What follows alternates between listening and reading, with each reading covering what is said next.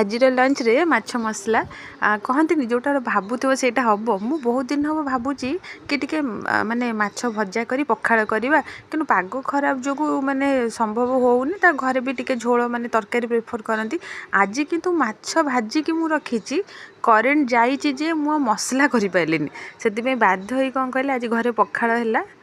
ସେଇ ଗରମ ଭାତକୁ ପଖାଳ ମାନେ ପାଣି ପୁରେଇ ପଖାଳ କରିକିନା ମାଛଟାକୁ ଏମିତି ଟିକେ ଛେଚା ମସଲା ଦେଇକି ଶୁଖିଲା ମାନେ ଡ୍ରାଏ କରାହେଇକି ମୁଁ ଏଇଠି ବାପାଙ୍କ ପାଇଁ ବାଢ଼ି ଦେଉଛି। ବାପା ଏଇଟା ଖାଇବେ, ମୁଁ ଦେଖିବି ମୁଁ କେମିତି ଖାଇବି। ମୁଁ ଭାବେ ଖାଇବାଟା କେବେ ଭଲ ନୁହଁ ଖରାପ ନୁହଁ, କଥା ହେଉଛି ସମସ୍ତେ ନିଜ ପସନ୍ଦରେ ଖାଆନ୍ତି ହେଲା। ମାନେ ଧର ଯେମିତି ଆପଣଙ୍କୁ ଭଲ ଲାଗୁଥିବ ଆପଣ ଖାଉଥିବେ, ଯେମିତି ମୋତେ ଭଲ ଲାଗୁଥିବ ମୁଁ ଖାଉଥିବି। ତ ମୋତେ ନା ଗରମ ଭାତରେ ଏମିତି ମାଛ ଭଜା, ପିଆଜ ଆଉ କଞ୍ଚା ଲଙ୍କା, ବାସ୍ ଏତିକି। ଆଉ ଆଇଁଷ ଥିଲେ କିଛି ମୋତେ ସାଇଡ଼୍ରେ ଅଲଗା ଜିନିଷ ଦରକାର ନାହିଁ।